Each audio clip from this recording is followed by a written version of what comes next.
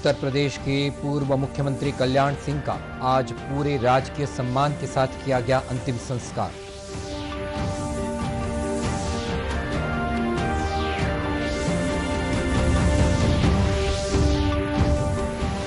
आजादी का अमृत महोत्सव के तहत आज से शुरू हुआ आइकॉनिक वीक।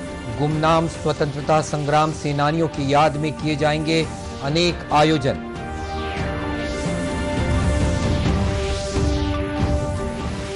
राष्ट्रव्यापी टीकाकरण अभियान के तहत अब तक देश में 58 करोड़ 25 लाख टीके लगाए जा चुके हैं।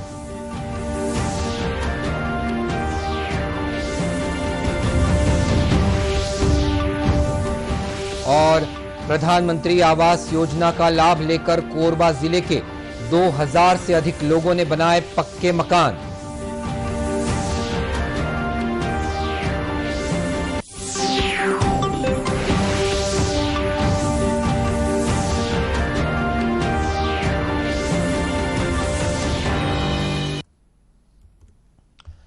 नमस्कार, आप देख रहे हैं दूरदर्शन समाचार। मैं हूं मनीष अहलुवालिया और अब समाचार विस्तार से। उत्तर प्रदेश के पूर्व मुख्यमंत्री और राजस्थान के पूर्व राज्यपाल कल्याण सिंह का आज बुलंदशहर के नरौरा के बंसी घाट पर पूरे राजकीय सम्मान के साथ अंतिम संस्कार किया गया। उनके सुपुत्र राजवीर सिंह ने उन्हें मुखाग्नि दी। श्री कल्याण सिंह के अंतिम संस्कार के दौरान विशाल जनसमूह उमड़ पड़ा। इस दौरान केंद्रीय मंत्री राजनाथ सिंह, स्मृति ईरानी, उत्तराखंड के मुख्यमंत्री पुष्कर सिंह, उत्तर प्रदेश के मुख्यमंत्री योगी आदित्यनाथ के साथ कई नेता मौजूद थे। श्री कल्याण सिंह के अंतिम संस्कार में अतरौली पहुंचे गृह मंत्री अमित शाह ने पत्रकारों से बातचीत करते हुए कहा कि श्री सिंह का पूरा जीवन उत्तर प्रदेश के विकास और वंचितों के लिए समर्पित रहा है। उन्होंने देश को बेहतर गति और दिशा दी है। श्री सिंह के निधन से भारतीय जनता पार्टी में जो रिक्तता आई है उसकी लंबे समय तक भरपाई नहीं हो सकती। वे हमेशा युवाओं के प्रेरणा स्रोत बने रहेंगे। जनता पार्टी के लिए बहुत बड़ी क्षति है। उनके जाने के साथ ही भारतीय जनता पार्टी ने अपना एक दिग्गज और हमेशा संघर्षरत रहने वाला नेता खोया है और देश भर के दबे कुचले पिछड़ों ने और विशेषकर उत्तर प्रदेश के दबे कुचले पिछड़ों ने अपना एक हित चिंतक गंवाया है। राम जन्मभूमि आंदोलन के श्री कल्याण सिंह जी बड़े नेता रहे और राम जन्मभूमि आंदोलन के लिए सत्ता त्याग करने में तनिक भर भी उन्होंने सोचा भी नहीं। श्री कल्याण सिंह का शनिवार देर शाम निधन हो गया था।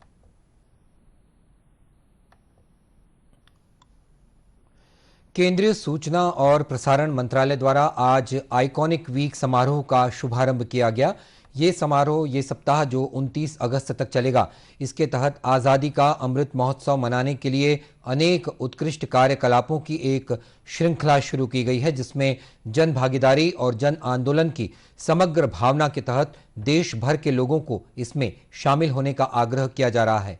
इसका उद्देश्य नए भारत की अद्भुत यात्रा को दर्शाना और स्वतंत्रता संग्राम के गुमनाम नायकों के बहुमूल्य योगदान को याद करना है। इसी तारतम्य में प्रदेश के धमतरी, अंबिकापुर, जगदलपुर, बिलासपुर और कांकेर जिलों में विशेष कार्यक्रम शुरू किए जा रहे हैं। साथ ही इन जिलों में लोक कलाकारों द्वारा सांस्कृतिक कार्यक्रमों का भी आयोजन किया जाएगा। धमतरी के कुरुद में आजादी का अमृत महोत्सव शीर्षक से फोटो प्रदर्शनी 25 अगस्त को लगाई जाएगी। दूरदर्शन समाचार रायपुर द्वारा इस सप्ताह के दौरान छत्तीसगढ़ के स्वतंत्रता संग्राम सेनानी वीर नारायण सिंह, खूबचंद बघेल, पंडित सुंदरलाल शर्मा पर आधारित विशेष कार्यक्रमों का प्रसारण भी किया जाएगा। देश में राष्ट्रव्यापी टीकाकरण अभियान के तहत अब तक 58 करोड़ 25 लाख टीके लगाए जा चुके हैं। केंद्रीय स्वास्थ्य और परिवार कल्याण मंत्रालय ने कहा है कि कल 7,95,000 से अधिक टीके लगाए गए। मंत्रालय ने कहा है कि पिछले 24 घंटे में 25,000 से अधिक नए मरीजों में कोविड संक्रमण की पहचान हुई है, जो पिछले 160 दिन में सबसे कम है। देश में इस समय करीब 3,33,000 मरीज होम आइसोलेशन और विभिन्न अस्पतालों में अपना उपचार करा रहे हैं। अब तक 3 करोड़ 16 लाख से अधिक मरीज स्वस्थ हुए हैं। कोरोना संक्रमण से स्वस्थ होने की दर 97.63% हो गई है, जो मार्च 2020 के बाद सबसे उच्चतम स्तर पर है। सकारात्मकता दर पिछले 59 दिनों में 3% से नीचे 1.91% और दैनिक सकारात्मकता दर 1.94% है। इधर छत्तीसगढ़ में पिछले 24 घंटों के दौरान करीब 27 नए कोरोना मरीजों की पहचान हुई है। इसे मिलाकर 10,04,144 लोग कोरोना संक्रमित हुए हैं, जिनमें से 9,89,728 लोग स्वस्थ हो चुके हैं। वर्तमान में करीब 863 मरीज अपना उपचार करा रहे हैं। प्रदेश में कोरोना संक्रमण की औसत पॉजिटिविटी दर 0.2% हो गई है। प्रधानमंत्री नरेंद्र मोदी आकाशवाणी से इस महीने की 29 तारीख यानी कि रविवार को प्रसारित होने वाले मन की बात कार्यक्रम में देश विदेश के लोगों के साथ अपने विचार साझा करेंगे। इस मासिक रेडियो कार्यक्रम की ये 80वीं कड़ी होगी। प्रधानमंत्री ने इस कार्यक्रम की अगली कड़ी में शामिल किए जाने वाले विषयों पर लोगों से सुझाव मांगे हैं। लोग अपने विचार नमो ऐप या माई गोव ओपन फोरम पर भेज सकते हैं। वे टोल फ्री नंबर 1800-11-7800 पर अपना संदेश हिंदी और अंग्रेजी में रिकॉर्ड करा सकते हैं। फोन लाइंस 27 अगस्त तक खुली रहेंगी। प्रधानमंत्री को सीधे अपने सुझावों से अवगत कराने के लिए 1922 पर मिस्ड कॉल देकर और एसएमएस के जरिए प्राप्त लिंक का अनुसरण करके सुझाव दिए जा सकते हैं। राज्यपाल सुश्री अनुसुईया उइके को रक्षाबंधन के अवसर पर कल प्रजापिता ब्रह्मकुमारी ईश्वरीय विश्वविद्यालय की बहनों ने राखी बांधी और रक्षाबंधन की शुभकामनाएं दी। राज्यपाल ने भी उन्हें राखी बांधकर अपनी शुभकामनाएं दी। इस अवसर पर क्षेत्रीय निदेशिका ब्रह्मकुमारी कमला बहन, ब्रह्मकुमारी सरिता बहन और दूसरे प्रतिनिधि उपस्थित थे। इधर राज्यपाल सुश्री अनुसुईया उइके ने रक्षाबंधन के अवसर पर राजभवन में कार्यरत अधिकारियों और कर्मचारियों को राखी बांधकर रक्षाबंधन की शुभकामनाएं दी।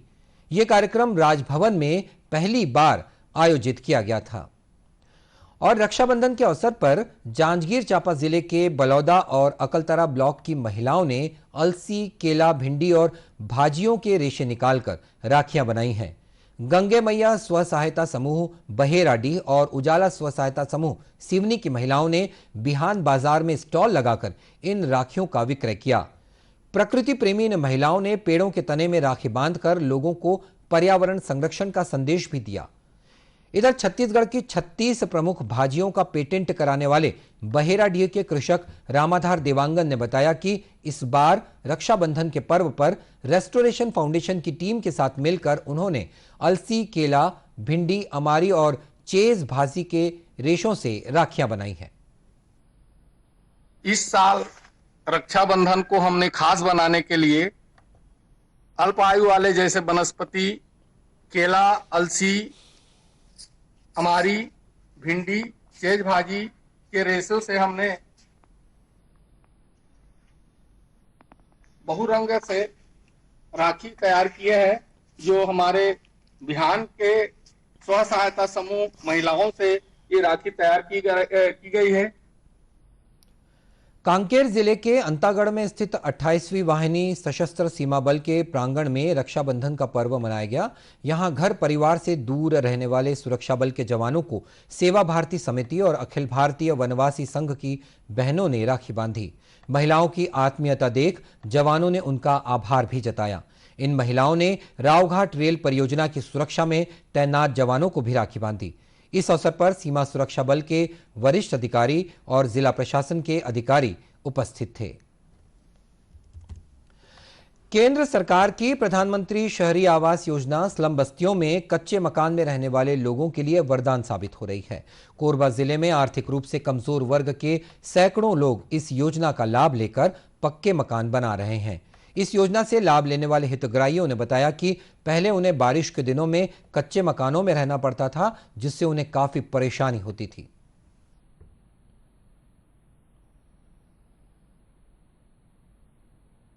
पहले कच्चा मकान था खपरे का। प्रधानमंत्री आवास योजना के अंतर्गत जो है पक्का लेंटर का मकान बना है। पहले तो काफ़ी परेशानी होता था, लेकिन अब बढ़िया है, पानी वानी कहीं नहीं छूता, कुछ नहीं। पहले तो कच्चा था, खपरा का था, अभी तो लेंटर वाला बन गया है, बढ़िया लग रहा है। ये तो फार्म निकला था प्रधानमंत्री आवास योजना के लिए, तो वो आवास योजना फार्म भरा था निकला। हम लोग सोचे नहीं थे जैसे मतलब हम लोग के मतलब ऐसे घर बन जाएगा। प्रधानमंत्री बना दिए हैं, बहुत अच्छा से घर बनाया है। परेशानी था पहले हम लोग का, घर चूता था, सिर भी फूट गया था, घर चूता था, रहने के लिए मतलब बहुत मुश्किल होता था। इस बारे में कोरबा नगर निगम के अपर आयुक्त अशोक शर्मा ने बताया कि प्रधानमंत्री शहरी आवास योजना से लोगों के पक्के मकान बनाने का सपना साकार हुआ है। निर्माण की स्थिति होती है, अलग अलग किस्तों में उसको पैसा राशि उपलब्ध कराई जाती है। इसमें नगर निगम कोरबा को इस योजना के अंतर्गत 2057 मकानों का टारगेट दिया गया था।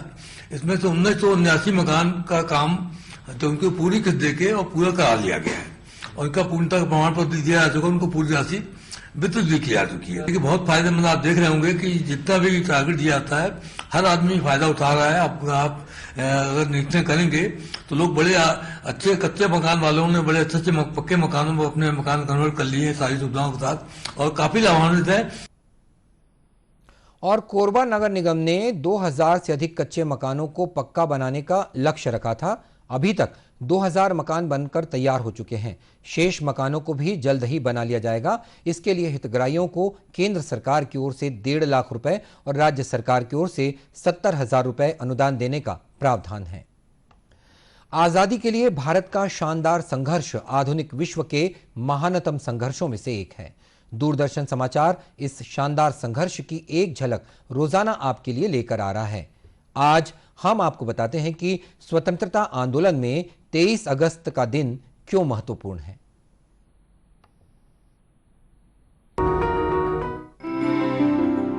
स्वतंत्रता आंदोलन के इतिहास में 23 अगस्त का दिन इसलिए महत्वपूर्ण है क्योंकि इसी दिन वर्ष 1933 में उपवास के कारण तबीयत बिगड़ने पर महात्मा गांधी को यरवदा जेल से रिहा किया गया था। अगस्त 1933 की शुरुआत में बापू ने व्यक्तिगत सत्याग्रह करने के अपने इरादे की घोषणा की। औपनिवेशिक सरकार ने अहमदाबाद में बापू को गिरफ्तार कर साबरमती जेल भेज दिया। बाद में उन्हें यरवदा जेल में स्थानांतरित कर दिया गया, क्योंकि उन्हें जेल के भीतर हरिजनों के लिए काम करने की अनुमति नहीं थी।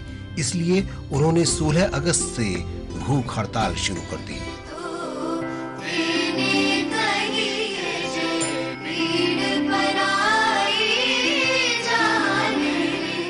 और 20 अगस्त को उन्हें अस्पताल में भर्ती कराया गया। 23 अगस्त को उनकी गंभीर हालत को देखते हुए उन्हें बिना शर्त रिहा कर दिया गया।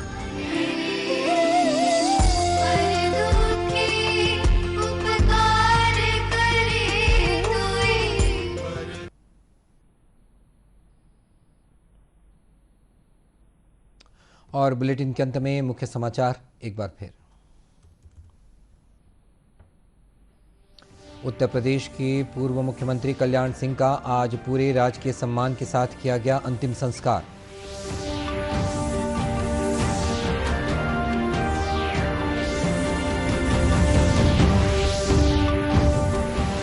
आजादी का अमृत महोत्सव के तहत आज से शुरू हुआ आइकॉनिक वीक। गुमनाम स्वतंत्रता संग्राम सेनानियों की याद में किए जाएंगे अनेक आयोजन।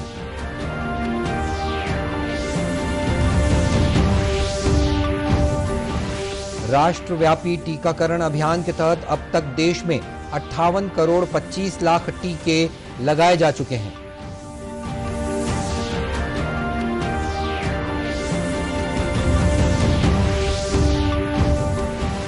और प्रधानमंत्री आवास योजना का लाभ लेकर कोरबा जिले के 2000 से अधिक लोगों ने बनाए पक्के मकान।